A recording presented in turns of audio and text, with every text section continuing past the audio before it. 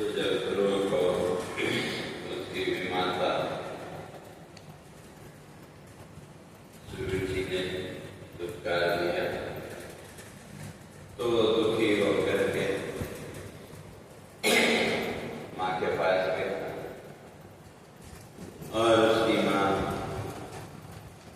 सुनीति भी उसको कहती है कि वे तो बात तो ठीक है, अगर तुझे श्रेष्ठ पद की इच्छा है तो उसके लिए तो एकमात्र साधन क्या है? भगवान का है। इसलिए तुम भी क्या करो, जो कह के आए थे, मन प्राण विजेता मणि धुनि बंदे दिव्य रूप का हरहारा। तो जो मन और प्राणों पर विजय प्राप्त जिन्होंने कर ली है, ऐसे जो मुनि का उनके द्वारा जिसका वंदन किया गया, तो ऐसे जो तत्व है का उसकी तुम आराधना करो। तो क्यों कहते वही परमात्मा ही जो है तो मोक्ष कामना पूर्ण करता, लौकिक अलौकिक फल प्रदा। परमात्मा ही क्या है? क्या लौकिक माने है इस संसार में जो भी, और अलौकिक स्वर्ग आदि जो हम इच्छा करते हैं, तो इन दोनों फलों को देने वाले तो परमात्मा। और वो कौन है? तो इसमें मोक्ष कामना पूर्ण करता, मोक्ष की इच्छा भी पूरा वही करने वाला। तो ऐसा जो तत्व है शाश्वत है, चिंतन से है, जन्म मृत्यु का ऐसा जो हरि परमात्मा उसका निरंतर चिंतन का फल ये है कि हमारे इस संसार का जो जन्म मृत्यु का जो बंधन है वो उससे दूर हो जाएगा।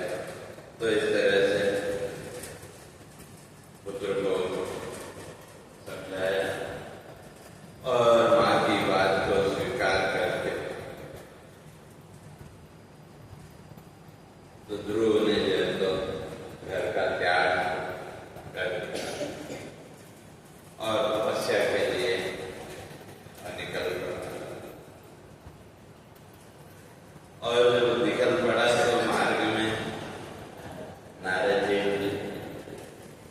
तो नारद जी उसको समझाते हैं, कहा यह भी तुम्हारी तपस्या की उम्र तो जैसे संसार में भी अगर कोई बच्चा भक्ति में अग्रसर हो रहा है, भक्ति में उसकी रुचि हो, हम लोग उसको भी जानते हैं कि अभी थोड़े उम्र हमने तो क्या माना, भगवान के साधना या भगवान का चिंतन करने की उम्र कौन सी?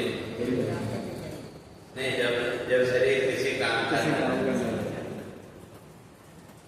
सरकार की धारणा हुई कि जब शरीर किसी काम का न रहे तो उस समय भगवान का नाम हो, लेकिन वो कभी संभव और नहीं है। जो भगवान ने कहा सदा तद्भाव भावित है, तो उस समय फिर वही वृत्तियां रहेंगी। और कई बार नारद जी बालक को समझाते का मान अपमान की भी अगर बात है तो क्या किसी के कुछ कहने से किसी का मान या अपमान होता है? तो हमारे मन की कल्पना, कहीं हम गए तो हमारी जो कल्पना उसके अनुसार सामने वाले ने बात की, थोड़ा वो किया तो हमको लगता है कि उसने हमारा बड़ा सम्मान किया, और अगर उतना नहीं किया तो फिर उसने मेरा अपमान किया या चार आदमी के बीच में मेरा नाम नहीं लिया इत्यादि। ये सब क्या है? ये सब मन की अतृप्ति। अभी संसार में मान अपमान का जो भाव है वो सब क्या है? हमारे मन का अतृप्त। अगर वैसे देखें तो दोनों ही मान अपमान, तो ये वास्तव में दोनों ही किसी के हम प्रशंसा करते हैं तो वो भी और किसी का अगर अपमान करते हैं वो भी झूठ है। तो हम अपने मन का जो भाव है, विचार है, या कुछ मन का जो गुबार है, उसी को हम प्रकट करते हैं। किसी के हमने प्रशंसा की, मान दिया, तो वो भी हमारे मन का गुबार है। और किसी का अगर अपमान करते हैं तो वो भी हमारे मन का ही भाव। तो इसलिए नारद जी उसको बालक को समझाते हैं, आखिर ये अभी तुम्हारी तपस्या के उलट नहीं है, तो इसलिए ये सब छोड़ करके जब वापस कटोलो। तो तब ध्रुव कहता है नहीं, ये तो संभव अब नहीं है। अब ये सब बातें छोड़ करके आप मुझे केवल एक ही रास्ता बताओ कि मैं इन तीनों लोगों में जो सर्वोत्तम पद है, जो सर्वश्रेष्ठ स्थान है, वो मैं कैसे प्राप्त कर सकता हूँ। केवल वो आप मुझे बताओ। तो इस तरह से जब बालक दृढ़ हुआ तो तब वहाँ नारद जी उसको वही उपदेश देते निकले। तो क्या नहीं आयु यह तप की बालक, नहीं आयु यह तप की बालक, नहीं आयु यह तप की बालक, नहीं आयु यह तप की बालक, नहीं किसी का मान अपमान, नहीं किसी का मान अपमान, अकृत मन है पीड़ा कारण, अकृत मन है पीड़ा कारण, जग का बंधन मोह अज्ञान, जग का बंधन मोह अज्ञान। दुख की बात है,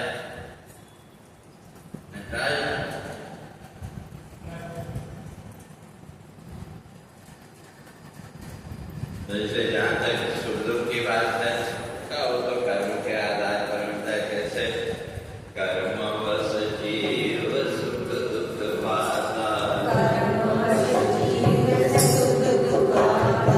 कर्म है देता मान अपमान, कर्म है देता मान अपमान, सुख दुख जीवन पुष्प वाटिका, सुख दुख जीवन पुष्प वाटिका, सुख दुख जीवन पुष्प वाटिका, सुख दुख जीवन पुष्प वाटिका, है गति का तुम करो सम्मान, है गति का तुम करो सम्मान, है गति का भाग्य में करो। जो भाग्य में सुख दुख हो तो नहीं है, उसका निमित्त कौन बनता है, क्या बनता है, वो एक अलग चीज है। तो इसलिए कहा कि जिस तत्व को, जिस परमात्मा की साधना करने चले हो, कहा उसको तो बड़े बड़े योगी भी अनेक जन्मों की साधना के द्वारा भी उसको नहीं प्राप्त करते। इसलिए जीवन में अगर सुखी रहना है तो फिर समत्व भाव से, समान भाव से इसको स्वीकार करो।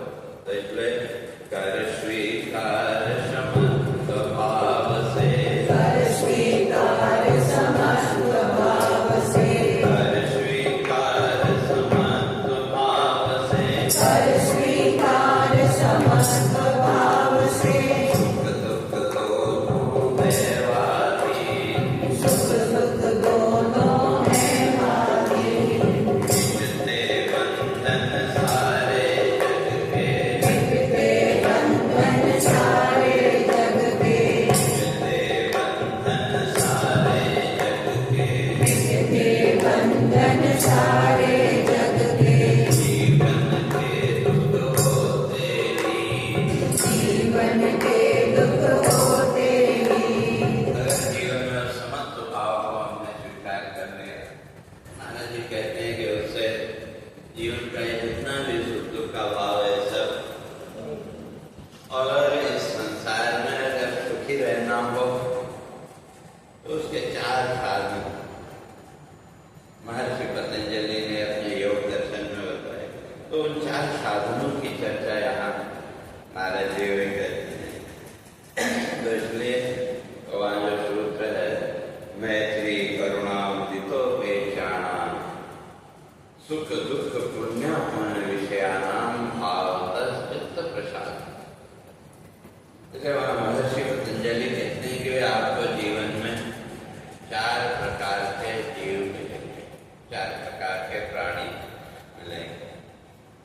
एक सुखी, एक दुखी, एक पुण्यात्मा और एक पापात्मा। तो अब इनके साथ जीवन कैसे बिताना? अगर सुखी रहना है तो कहा कि भाई जो दुखी है उसके ऊपर करुणा हो, और जो सुखी है वो मिले तो उसके सुख में सुख का अनुभव करो, और जो पुण्यात्मा है उससे मित्रता करो, और जो पापात्मा है उससे दूरी बना के रखो। महर्षि पतंजलि कहते हैं ये 4 सूत्र जीवन में अगर आप अपना लेते हैं तो आप जीवन में हमेशा सुखी रहेंगे।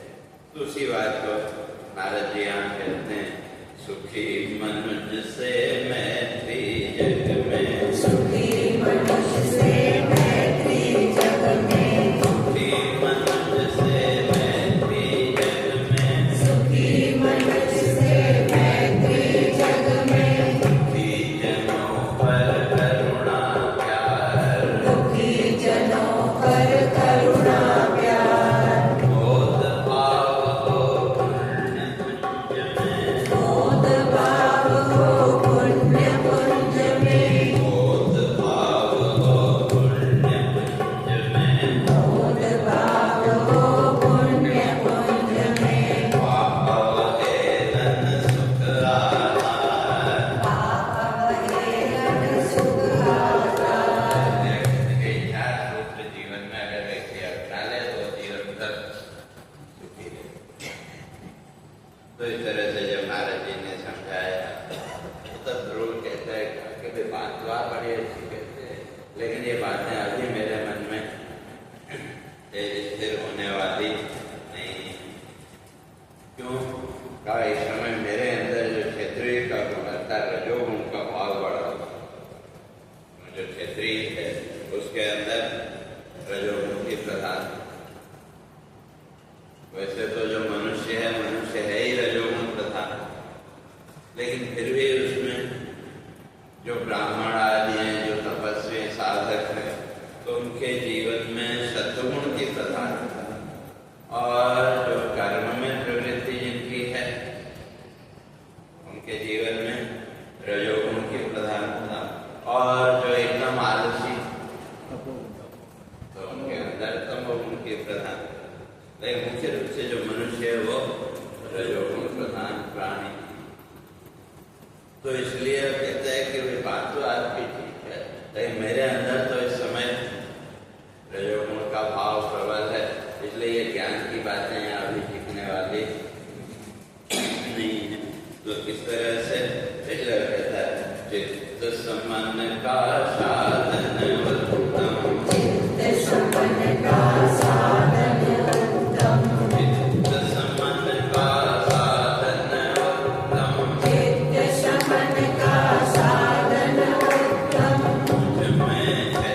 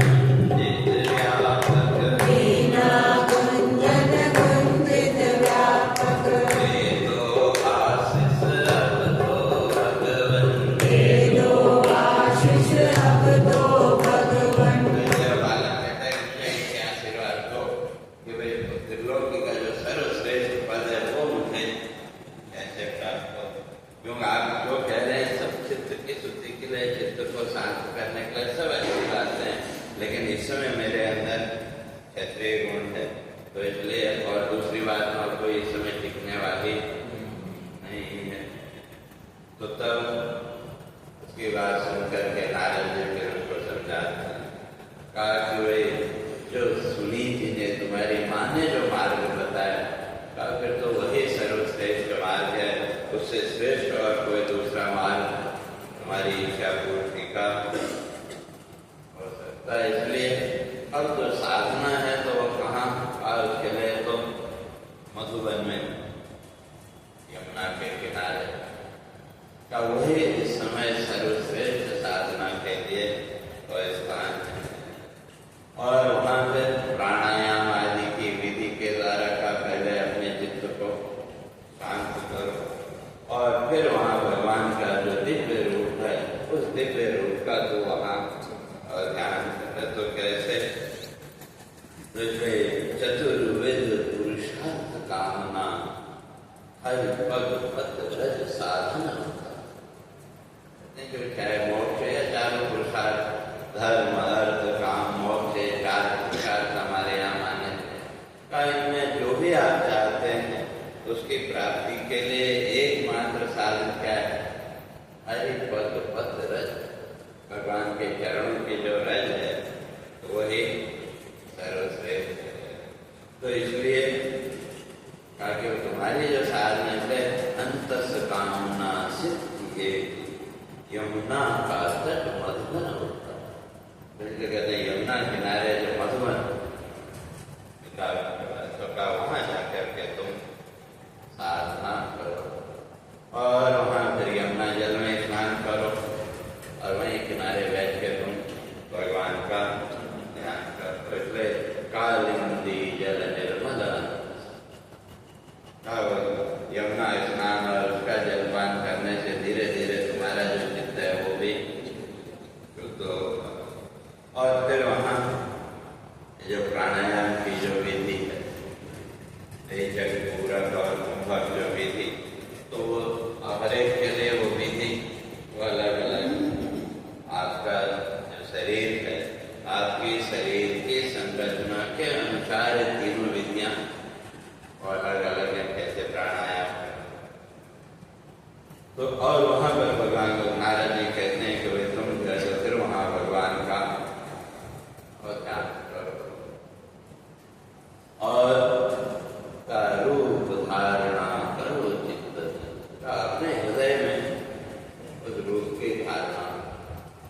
इसीलिए कई लोग आजकल ध्यान करना और करना तो बोलते हैं आज्ञा चक्र में, लेकिन हमारे ऋषियों ने सीधे सीधे उसका निषेध। तो अगर आपका अभ्यास नहीं है तो एकदम से आज्ञा चक्र में ध्यान नहीं करना चाहिए। क्यों? कि जब आप ध्यान करोगे, साधना करोगे, उससे ऊर्जा तो उत्पन्न होगी। अगर उस ऊर्जा को नियंत्रित करना आपको नहीं आता तो वो ध्यान आप फिर मस्तिष्क को हानि पहुंचाएगा। ऊर्जा तो पैदा होगी, और मानव शरीर का सबसे कोमल अंग अगर कोई है तो मस्तिष्क है। तो ऊर्जा को तो मारनी चाहिए, तो वो अगर उसको नियंत्रित करना नहीं आता तो वो, इसलिए सरल साधन का चित्त में हृदय। तो यहाँ कहते हैं इसलिए बालक अपना, इसलिए रूप धारणा करो चित्त, इसलिए भगवान के उस रूप की तुम अपने चित्त में, अपने हृदय में धारणा करो। और जब वो तुम्हारी धारणा दृढ़ होगी तब नहीं पुनः जग बंधन पाता, मन लय कर दो आत्मसंभाल। तो इसलिए तुम अपने मन का लय करके का उस आत्म तत्व की खोज करो। तो इसलिए प्रारंभिक अवस्था में मन को स्थिर करने के लिए रूप का ध्यान, जो भी रूप आपको, और द्वितीय चरण में का मन का लय, और तीसरे चरण में आत्म तत्व का संधान, तत्व की। तो ये सामान्य ध्यान की जो प्रक्रिया है, तो खाली आंख बंद करके थोड़ी देर बैठ गए, वो ध्यान नहीं। तो इसलिए कहते हैं, बालक को कहते हैं कि मैं तुमको फिर मंत्र एक लेता हूँ। तो कौन सा? ये द्वादशाक्षर मंत्र, ओम नमो भगवते वासुदेवाय। और वहाँ इस मंत्र का जो महत्व है, वहाँ नारद जी भागवत में इस बात को स्पष्ट किया। अगर 7 दिन तक एकाग्र भाव से आपने ये मंत्र साधना कर ली, तो उसका फल केचर दर्शन, आकाश में चलने वाले जितने भी प्राणी हैं का उन सबको देखने की सामर्थ्य तो आ जाए। लेकिन 7 दिन और 7 रात लगा,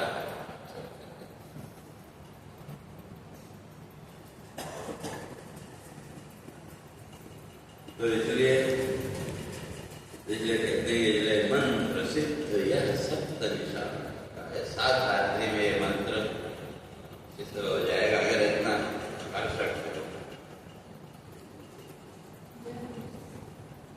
तो इसलिए कहा कि फिर जो भी तुमको है, तो वो सब तुम्हारी जो साधना है वो भगवान को तो अर्पित करो।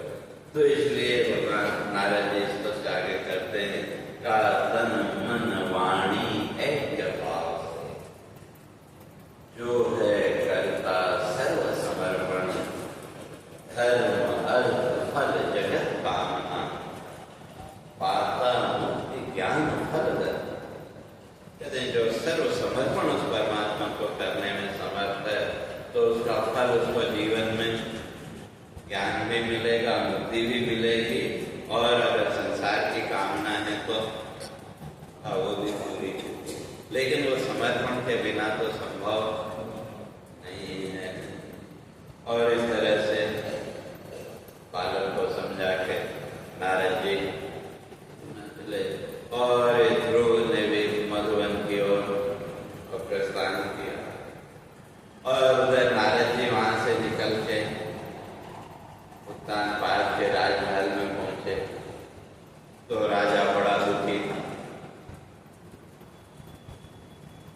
ठीक है, उस समय तो सुरुचि के कारण कुछ बोल नहीं पाया, लेकिन जब बाद में पता लगा कि बालक घर छोड़ के चला गया, तो बड़ा दुखी था। जब नारद जी वहां पहुंचे तो नारद जी का सत्कार किया। तो नारद जी से राजा वही प्रश्न करता है कि भाई मुझे ध्रुव को लेकर के बड़ी चिंता हो रही है। तो तब वहाँ नारद जी कहते हैं तुमको उसकी अब चिंता करने की जरूरत, तो जब चिंता करनी थी तब तो सोचा नहीं, अब उसकी चिंता करने की जरूरत नहीं। क्यों? उसके रक्षक हैं भगवान, उसकी रक्षा करने वाले तो वैसे तो सबकी रक्षा करने वाला भगवान ही है। इसलिए मत्तम प्रमत्तम उन्मत्तम, यानी विक्षिप्त हो, प्रमत्त हो, निद्रा में व्यक्ति हो, सब जगह रक्षा कौन कर रहा है? भगवान। या उसी को जो कर्म को मानने वाले हैं वो ये मानते हैं कि भाई हमारा पूर्व जन्म का जो पुण्य कर्म है, तो जीवन की विपरीत परिस्थितियों में वो हमारा पुण्य कर्म ही हमारी रक्षा करता है। अब चाहे उसको कर्म के रूप में मानो या ईश्वर के रूप में मानो, वो आपका जीवन में कई बार ऐसी विकट परिस्थितियां आती हैं कि जहाँ हमको कोई रास्ता नहीं दिखता, लेकिन वहां भी तो रक्षा जीवन की हो रही, तो कौन करने वाला? तो जो कर्म को प्रधानता देते हैं उनके लिए कर्म है, और जो ज्ञानी है, विचारशील है, उनकी दृष्टि में वो ईश्वर की रक्षा करने वाला है। तो इसलिए तो नारद जी तो राजा को कहते हैं कि भाई नहीं करो तुम चिंता उसके रक्षक हैं भगवान, तुमको उसकी चिंता करने की जरूरत नहीं, क्यों? वो जो है भक्त अलौकिक बालक है, वो जो बालक है वो अलौकिक है, तुमको उसका पता नहीं। इसलिए अब वो जिस उद्देश्य की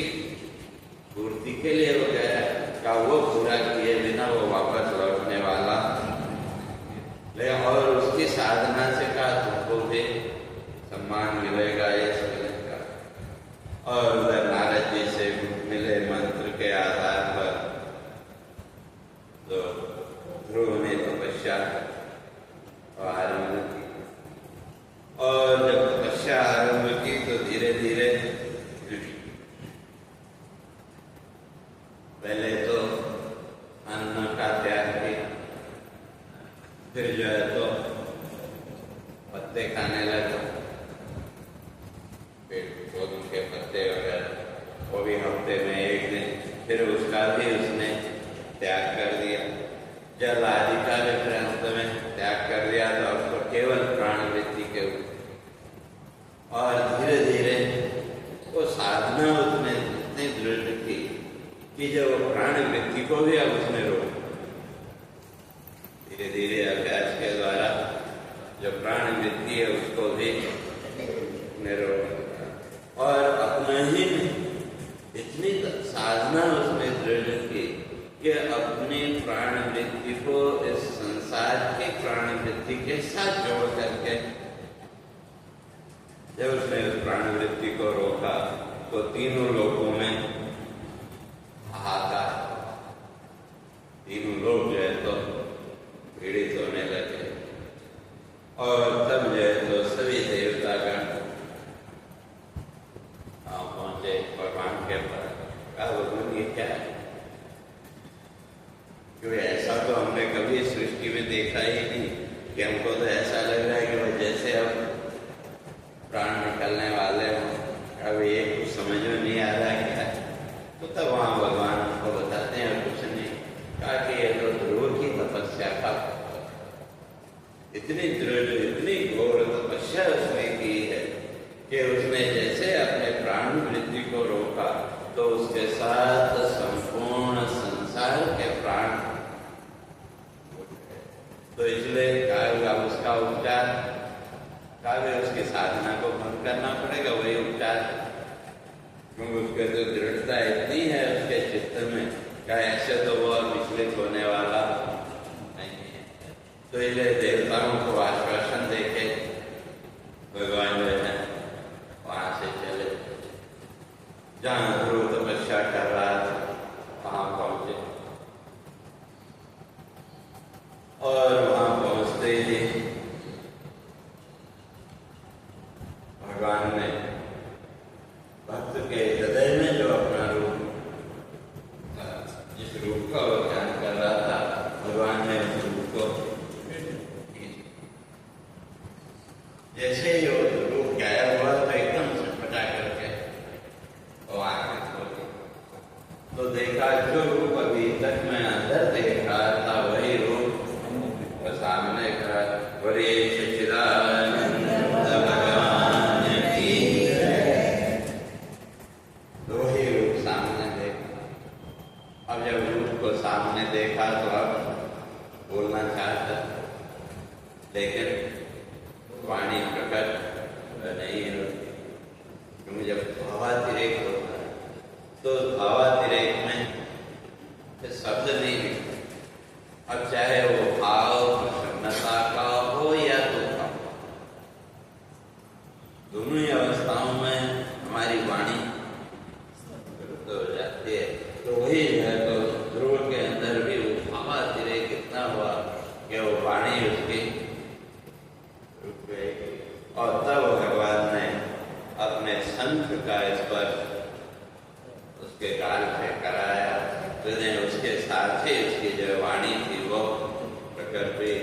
तब वहाँ जो है तो ध्रुव भगवान की और स्तुति करता है।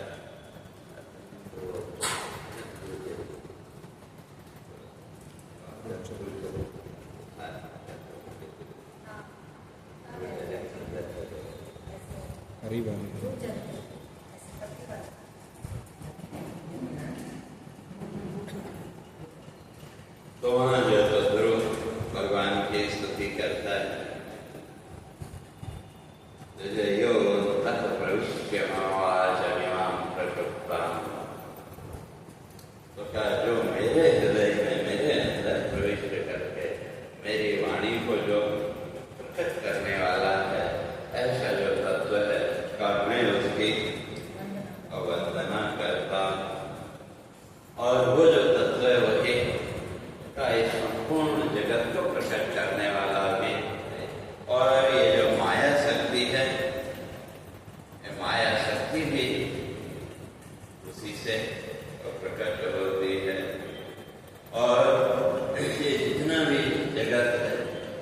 संपूर्ण जगत को प्रकट करने वाला है। और इस संपूर्ण जगत को प्रकट करने के लिए ब्रह्मा जी को जो ज्ञान दिया, आरंभ सर्वेक्षण ज्ञान कहा कि सृष्टि को आरंभ करने के लिए जो ज्ञान ब्रह्मा जी को मिला, तो वो भी कहाँ से आया? और वो ज्ञान देने वाले भी वो आप ही हैं।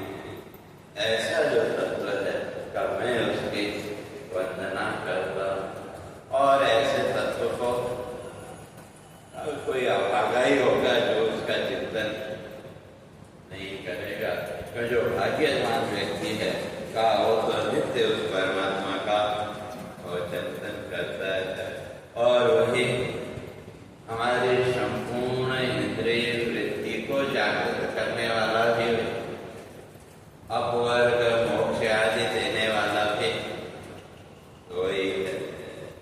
और ऐसा जो तत्व है, उस तत्व का जो ध्यान वो जीवन में आनंद देने वाला है और काल के बंधन से हमको मुक्त करने वाला है। और उस तत्व का जो चिंतन है, श्रवण है, वो धीरे धीरे हमको इस संसार बंधन से वो मुक्त करेगा। और वही तत्व जब इस सृष्टि का लय हुआ, तो उस समय अपने स्वरूप में उसका लय करने वाला भी वही है। तो इसलिए ऐसा जो तत्व है, तो अंत में तो कहते हैं कि भाई संसार राग भय मुक्त करो विधाता। विधाता, इस संसार के राग और भय से मुझको मुक्त करो। ध्रुव चरित वाली पुस्तक में जिसके बाद वेद स्तुति पहुंची है उसमें नहीं। पहले बाहर देख लो, वेद स्तुति है कि ध्रुव चरित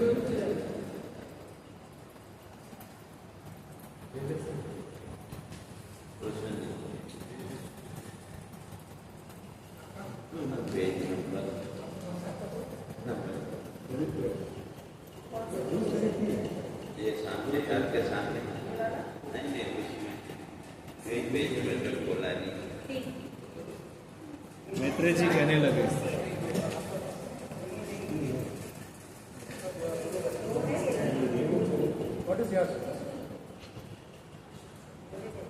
page number 11, page number 11, page number 11।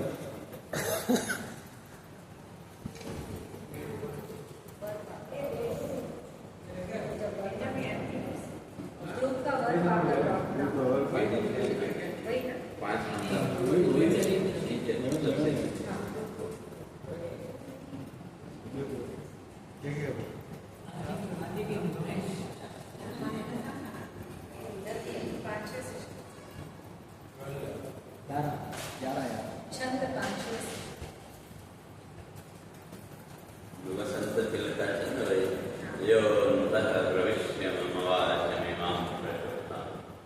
तो मुझे तो बोलना आता नहीं, मैं शुरू में थोड़ा बोल देता हूँ, फिर मीना में और साथ में आप सब लोग बोलेंगे। तो हे अंतराक्षि वनवाक प्रमास दाता,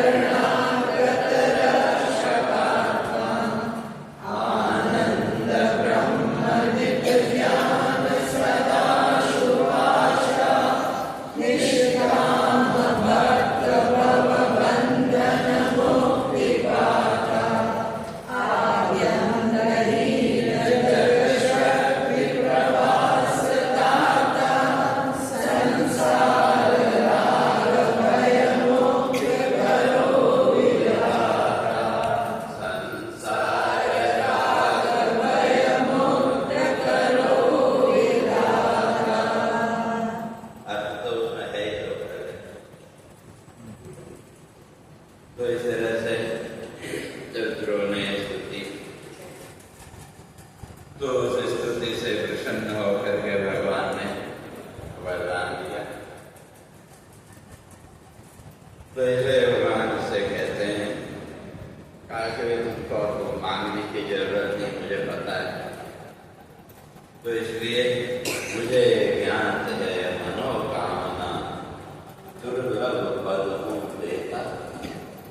कहते हैं जो दुर्लभ है तो वो दुर्लभ पद में तुमको देता हूँ, मैं तुम्हारी मन की इच्छा मुझे।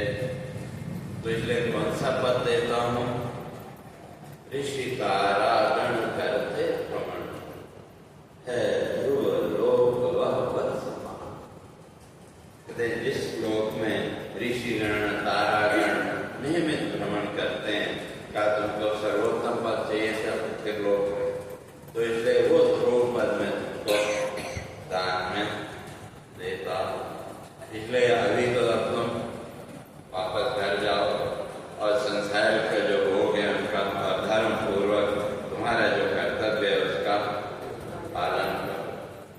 और जब तुम्हारे पिता राज्य का त्याग करेंगे और फिर तुम्हारा जो भाई है उसकी भी मृत्यु हो जाएगी, तो उसके बाद तुम्हारा जो है तो राज्य का योग आएगा। और तुम्हारी जो विमाता है वो भी फिर पुत्र वियोग में जंगल में कह जाएगी, तो क्या वहाँ दावाग्नि में जंगल की आग में उसके भी मृत्यु होगी। फिर उसके बाद तुम्हारा जो है तो राजभोग और उधर। तो इसलिए उसको वरदान देते हैं कल्पांत काल क्षण वंदनी आत्मलोक मिल जाएगा, आत्मधाम सुख पाकर तेरा बंधन मिल जाए। तो इसलिए उसको कहते हैं कल्पांत काल क्षण वंदनी। सृष्टि का जब अंत होगा तो उस समय भी जो वंदनी जो है उस समय तुमको आत्मलोक मिलेगा। इसलिए जब तक ये कल्प रहेगा तब तक वहाँ ध्रुव बन के रहना पड़ेगा। ध्रुव आजकल भी वो देखते हैं तो तारा ध्रुव तारा कहीं उधर नॉर्थ में कोई भी पुण्य कर्म आदि कोई अच्छा कर्म करना तो उससे पहले उसी तारे को देखते हैं कि वो ध्रुव तारे का उदय का तो ध्रुव अस्त हो गया तो फिर कोई भी पुण्य कार्य नहीं। तो वो जो ध्रुव लोक है तो कब तक रहना पड़ेगा वहां? इस शरीर से तो मुक्त हो गया, शरीर बंधन से तो छूट गया, लेकिन फिर भी पूरे कल्प पर्यंत वहां रहना पड़ेगा। वहां रहना पड़ेगा तो अभी मुक्ति तो नहीं, मुक्ति तो कब मिलेगी? भगवान ने कहा जब इस सृष्टि का जब अंत होगा तब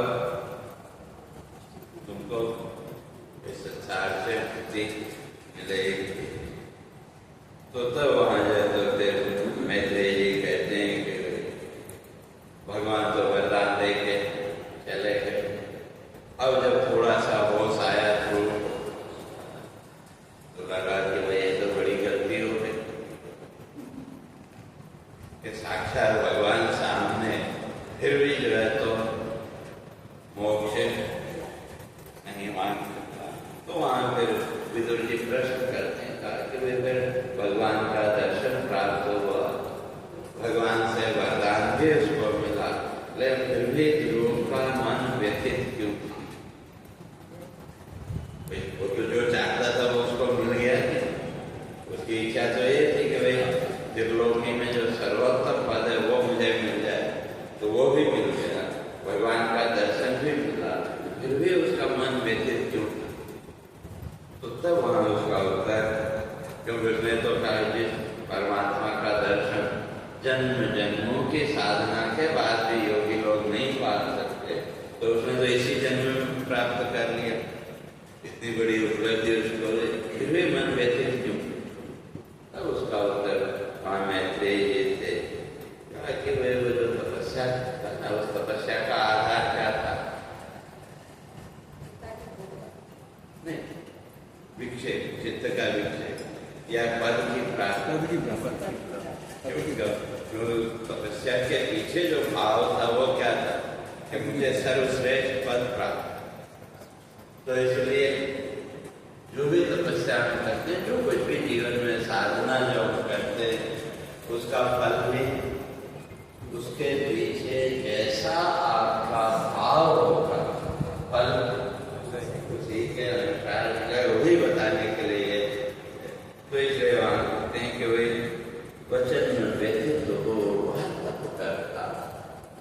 तो उसकी जो तपस्या का जो आधार था वो क्या था? बस होते ही माँ के वचनों से वो दुखी होकर के तो इसलिए जब भगवान सामने प्रकट हुए तो भाव वही थे, मन के सामने भी वही भाव, वहाँ मोक्ष का भाव। तो इसी तरह से जीवन के अंतिम क्षण में भी वही जो भगवान ने जो कहा सदा भाव भावित, तो वहां भी फिर जिस भाव से हम जीवन में जो साधना कर रहे हैं, जो कुछ भी हमने किया, तो जब वो फल सामने आएगा तो उस समय हमारे मन का भाव वही प्रकट होगा।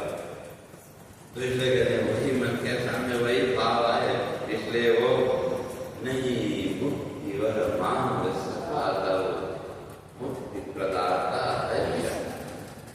इसलिए वो मुक्ति देने वाला परमात्मा सामने खड़ा, तभी वो मोक्ष नहीं मांग सका। तो इसलिए फिर उसके मन में पश्चाताप होने लगा, मन ही मन सोचने लगा कि मैंने क्यों मोक्ष नहीं मांगा, क्यों? इसलिए वो पश्चाताप अपने मन ही मन सोचता है कि पर जन्म समाधि योग तप से जिसे न पाते मुनि जन जान, पाकर दर्शन दिव्य रूप का रहा जगत का करता क्या। वो दिव्य रूप मेरे सामने था, लेकिन फिर भी मैं संसार का ध्यान करता। इसलिए जो ये कहते हैं कि भाई अंतिम समय में भगवान का ध्यान कर लेंगे तो अंतिम समय वो वृत्ति बनने वाली नहीं है। यार वृद्धावस्था में भी अगर हम कहें कि भाई उस समय होगा तो उस समय वो वृत्ति बनने वाली तो नहीं है। तो इसलिए वो अपने मन ही मन पश्चाताप करता है। अहो मंद मति दुर्मति मैंने, अहो मंद मति दुर्मति मैंने, अहो मंद मति दुर्मति मैंने, अहो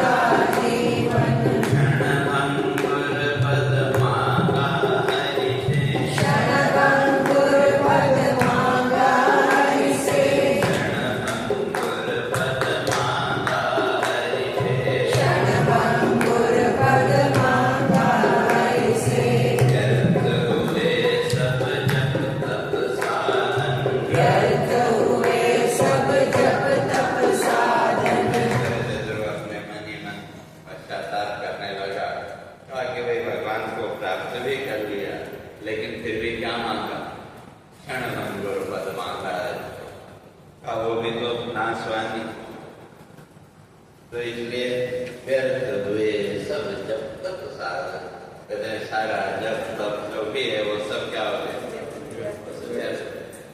वही क्षण भंगुर। तो फिर वो जन्म मृत्यु का चक्र तो और छोटा नहीं।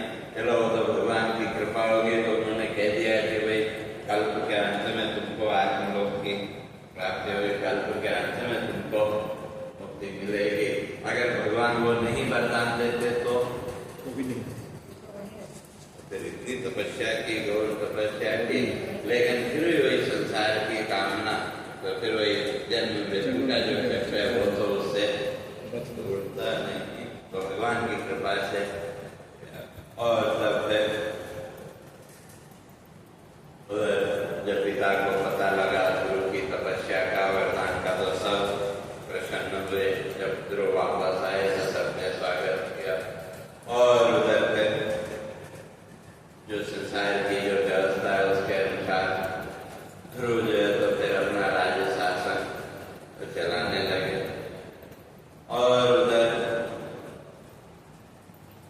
जो उसका भाई था उत्तम, तो उत्तम एक दिन अपने घरों के अहंकार में यक्ष लोक पहुंच गया। वहां जो तो यक्षों से युद्ध करने लगा तो मारा गया। और जब ध्रुव को पता लगा तो ये भी क्रोध में भर के वहां पहुंचे, तो यक्षों के साथ युद्ध हो। और तब वहां उसके पिता तो वहां बड़ा युद्ध हो। तो और उन यक्षों को पराजित करने के लिए ध्रुव ने फिर नारायणास्त्र का प्रयोग करके उनकी जो माया शक्ति थी उसको समाप्त कर दिया। और तब वहां जो तो इसके दादा, ध्रुव के दादा मनु शत्रुपा के पुत्र उत्तानपाद और प्रियव्रत, तो ये पौत्र हुआ। तो वहां मनु आकर के फिर उसको ध्रुव को तो समझाते हैं, कहा कि क्यों व्यर्थ में तुम हिंसा कर रहे, क्यों? जहां तक जीवन मृत्यु की बात है तो का हो तो व्यक्ति को अपने कर्मों के अनुसार, और तो इसलिए कहा तुम यक्षों का नाश मत करो, ये तुम्हारे लिए शोभा नहीं देता है। तो कहा यह सज्जन व्यक्ति का मार्ग नहीं, हिंसा जो है वो किसी सज्जन व्यक्ति का जीवन का मार्ग नहीं है। तो इसलिए नहीं मार्ग यह साधु जनों का, हिंसा पाशव धर्म विधान। तो इसलिए ये जो है तो साधु सज्जनों का मार्ग नहीं, हिंसा तो पशु धर्म। क्यों? मनुष्य का जो धर्म है वो तो क्या है? क्षमा। मनुष्य का सर्वश्रेष्ठ अगर कोई धर्म है तो किसको माना? क्षमा को। क्योंकि क्षमा का अधिकार परमात्मा ने केवल मनुष्य को दिया। इस सृष्टि में और किसी भी जीव के पास तो क्षमा का अधिकार नहीं, केवल मनुष्य के पास। जो देवता है उनके पास अधिकार है देने का, बदले में। आपने कुछ देवताओं को दिया, बदले में उन्होंने कुछ आपको। और जो पशु हैं वहां हिंसा, पशुओं का जो धर्म है वो क्या है? हिंसा। जितने भी पशु हैं सबके अंदर कहीं कहीं वो हिंसा का भाव। और जो मनुष्य है उसके पास उसका अगर कोई आभूषण है तो हमारे ऋषियों ने शास्त्रकार ने कहा वो है क्षमा। तो इसलिए कहते जीवन में फिर कैसे रहना चाहिए, जीवन में क्या गुण होने चाहिए, तो वहां कितने विषय तुमको भगवान ने वरदान दे दिया। लेकिन वो वरदान की भी सफलता तभी है जब तुम अपने जीवन में उन मानवीय गुणों को धारण करो। अगर उसके अहंकार में हो गए तो क्या उस वरदान का भी फिर कोई अर्थ नहीं रहेगा। तो इसलिए तो इसको कहते हैं करुण मैत्री समत्व भावना सहनशीलता हरिगुण। अगर अपने आप को उस ईश्वरीय भाव में स्थापित करना तो उसके लिए करुण, मैत्री और समत्व भाव, करुणा, मित्रता और समत्व भाव।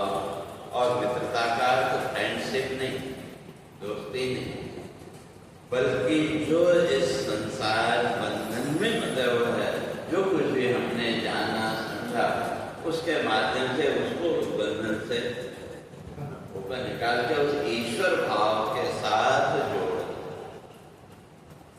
तो इसने मित्र का लक्षण ही किया, मितात् त्रायते इति मित्र। जो जीवन की न्यूनता है, जो जीवन की अल्पता है, उससे जो आपको ऊपर उठाए, वही पीछे चर्चा करके आए, स्पष्ट करके आए थे।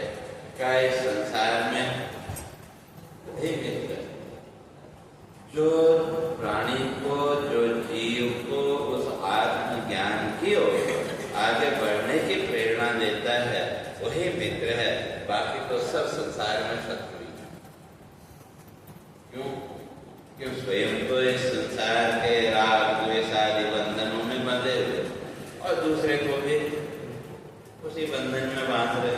तो इसलिए वो तो शत्रु ही, भले वो अपने को बड़ा वो मानेंगे, हम बच्चों के लिए ये करते हैं, बच्चों के लिए वो करते हैं, शास्त्र कहता है वो सब शत्रु ही। मित्र वही है जो हमको आत्मज्ञान की ओर आगे बढ़ने की प्रेरणा दे। तो इसलिए यहाँ मित्रता का अर्थ है। तो इसलिए कहते हैं अनुगम जीवन में हो उनका यही भक्ति है। इसलिए हम लोग के अंदर तो मैं ये भक्त हूँ, मैं वो भक्त हूँ, तरह तरह के आता है। यहाँ मनु कहते हैं कि अगर ये गुण जीवन में नहीं है तो वो भक्ति का अलंकार भी किसी का नहीं। इसलिए करुणा, मित्रता, समत्व भाव, करुणा का भाव, मित्रता दूसरे को संसार बंधन से ऊपर उठाने का भाव और समत्व का भाव अर्थात सभी भूतों में उस तत्व का, उस ईश्वर को देखने का भाव। अगर ये जीवन में विकसित हो रहे हैं तो मान लो कि धीरे धीरे भक्ति हमारे जीवन में प्रकट। तो इसलिए कहते हैं कि भाई जब ये जीवन में मोह होंगे तो क्या भगवान अपने आप प्रसन्न हो और अपने आप वरदान देंगे। रात दिन चिल्लाते रहें, रात दिन शिकायत करते रहें कि वरदान दो, वरदान दो, लेकिन अगर अपने चित्त को शुद्ध नहीं कर सकते तो भगवान भी लोग सुनने वाला और नहीं है। तो इसलिए तो वही समझाते हैं आगे नहीं, न तो कोई संसार में शत्रु है और न कोई मित्र।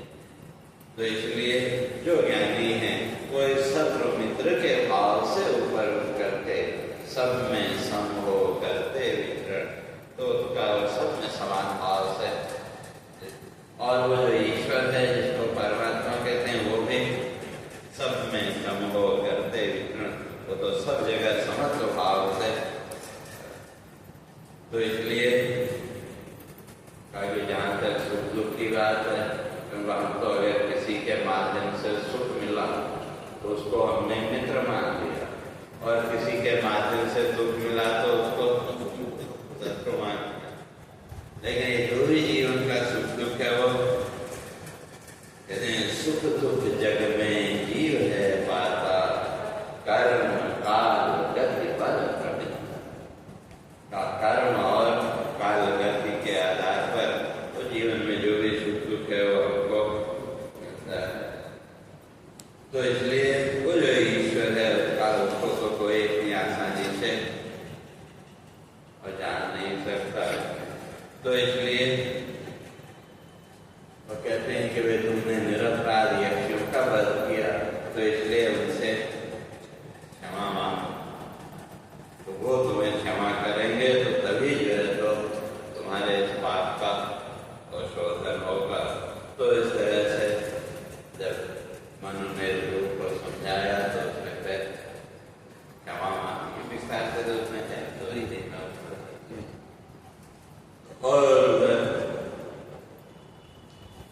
फिर यक्षराज कुबेर भी ध्रुव को वहाँ उपदेश देते हैं। तो इसलिए स्वप्न जगत को सत्य मानकर जगबंधन देता मैं मेरा, पंथ मुक्ति का करो यत्न तुम, हरि को भक्त सदा ही करा। तो इसलिए कहते हैं संसार के बंधन से मुक्त होने के लिए तुम प्रयास करो। और उधर सबसे बोध प्राप्त करके फिर जो है तो उस ज्ञान के आधार पर लोग फिर वहाँ तो शासन करने लगे। और फिर धीरे धीरे शरीर का तो अपना एक समय जब आभास हुआ कि वे अब तो शरीर का समय पूरा होने वाला है, तो अपना जो राज्य है वो पुत्र को सौंप करके, इसलिए ये समझ करके भोग जगत के सब हैं नश्वर, छुट्टी काल का है अनुशासन, करके निश्चय ब्रह्म तत्व का, चल तब चले ध्रुव थे बद्रीनाथ। तो फिर राज्य पुत्र को देकर के बद्रीनाथ की ओर तपस्या के लिए और चल पड़े और वहाँ अपने भौतिक शरीर का त्याग किया। और उधर फिर ध्रुव के वंश में ही तो अपने पुत्र उत्कल को उन्होंने राज्य दिया। और जो उत्कल है वो भी बड़ा ज्ञानी था, प्रसिद्ध, तो उसका पुत्र हुआ फिर वत्सर। तो वत्सर के फिर वंश में तो वत्सर के वंश में तो वे राजर्षि अंग, और उनका एक पुत्र हुआ वेन। तो जो राजर्षि अंग थे वो भी बड़े तपस्वी, बड़े साधु स्वभाव थे, लेकिन संतान कोई नहीं। और उनका जो पुत्र था बड़ी तपस्या के बाद, बड़ी साधना के बाद उन्होंने पुत्र प्राप्त किया, लेकिन पुत्र निकला दुष्ट। पुत्र जो है तो वो एकदम दुष्ट निकला। तो और जब दुष्ट पुत्र निकला तो उससे दुखी होकर के पुत्र को श्राप दे दिया और अपना वो राज्य छोड़ के चले गए। और जब उस पुत्र से दुखी हो गया तो वो अपने फिर वो राजा सोचते हैं अपने मन में, क्रूर निर्दयी पुत्रताप से व्यथित तब रहे सोचते, पुत्रहीन है सुखी जगत। इस संसार में सुखी अगर ऐसा पुत्र हो, दुष्ट पुत्र हो तो क्या उससे तो अच्छा पुत्रों कम से कम वो क्लेश तो नहीं होगा बाद में। ठीक है, शुरू में थोड़ा बहुत दुख का भाव आदि आएगा, लेकिन वो पुत्र से जो क्लेश मिलेगा वो तो इसलिए कौन करेगा पुत्र कामना, जगत कामना जीवन बंधन, विरक्त मन वह चले विपिन को, तजकर जग के माया। तो राजा ने भी राज्य और जब राज्य छोड़ दिया तो वेद को मिल गया। और जब वेद को मिल गया तो अभी तो पिता थे तो फिर भी थोड़ा सा कंट्रोल था, लेकिन अब जब पिता भी चले गए तो अब एकदम निरंकुश हो गया। और उसके अत्याचार से सारी प्रजा दुखी हो गई। तो जब सारी प्रजा दुखी होने लगी तो जो ऋषिगण थे उन्होंने सोचा कि चलो थोड़ा सा इसको समझाएं, ज्ञान से समझ जाए तो अच्छा। लेकिन जब ऋषिगण उनको समझाने गए तो उल्टा ऋषिगण को उसने समझा दिया। तो इसलिए जब ऋषिगण गए तो समझाया कि वे राजन तुम तो बड़े तपस्वी हो, ये हो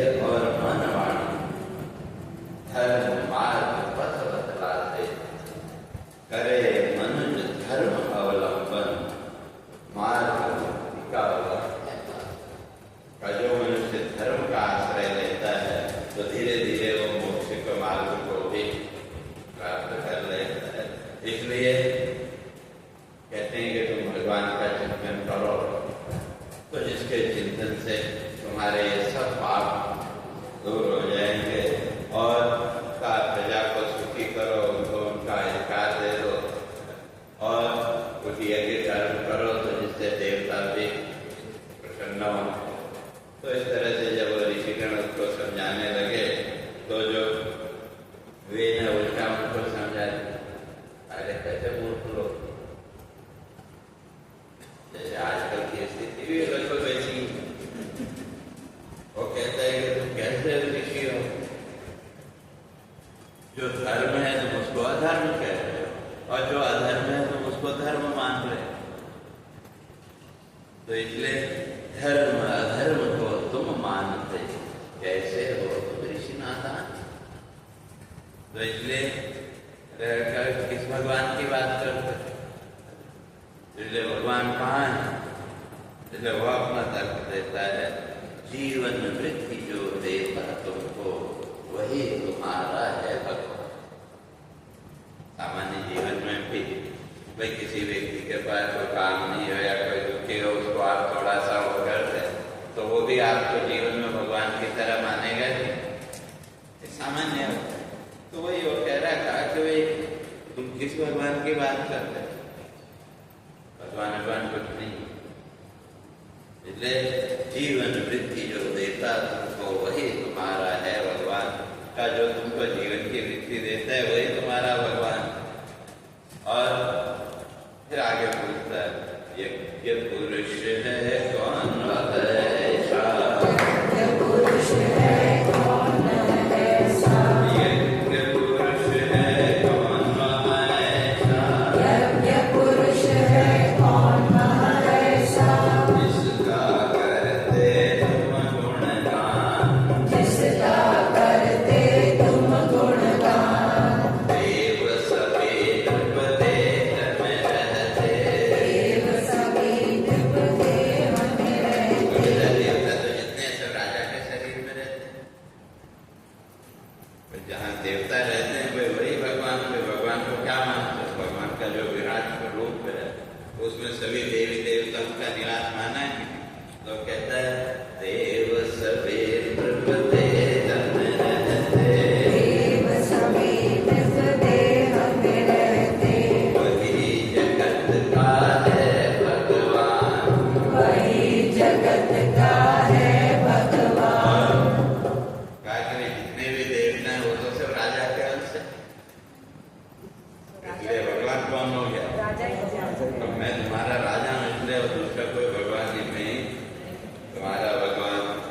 इसलिए पूज्य है केवल भगवान का, इसलिए भगवान के रूप में संसार में खाली राजा ही पूज्य नहीं। तो इसलिए दूसरे भगवान को मैं नहीं मानता और तुम भी मत मानो। इसलिए तुम उसको यज्ञ कर्म समर्पण की बात करते हो, इसलिए कर्म समर्पण करके मुझको, कर्म समर्पण करके मुझको, कर्म समर्पण करके मुझको, कर्म समर्पण करके मुझको, पाओगे फल जगत समान, पाओगे फल जगत समान। जो भी तुम ईश्वर के नाम से जो करो मुझे समर्पित करो तो मैं तुमको संसार में सम्मान दूंगा। इस तरह से ऋषियों को जब कहा तो तब ऋषियों ने भी इसको श्राप दे दिया और उस श्राप के फलस्वरूप वो जो वेद था उसकी मृत्यु हो गई। और जब मृत्यु हो गई तो अब राज्य को चलाने के लिए तो कोई चाहिए, लेकिन उसकी जो माँ थी सुनीता वो तांत्रिक, तो इसलिए उसने जो है तो वेद के शरीर को जलाया नहीं कि उसको अपनी तंत्र विद्या के द्वारा वो सुरक्षित रख पाता। और जब राजा ही नहीं है तो प्रजा एकदम फ्री हो गई। तो ऋषियों ने सोचा था कि भाई इसके न रहने से थोड़ा प्रजा का जीवन सुखी हो जाएगा, लेकिन हुआ उल्टा। तो चारों ओर जो है तो और अराजकता फैल गई। तो तब जो है तो ऋषियों ने वेद के बाहों का मंथन किया, तो उससे फिर भगवान विष्णु के अंश रूप में और लक्ष्मी जी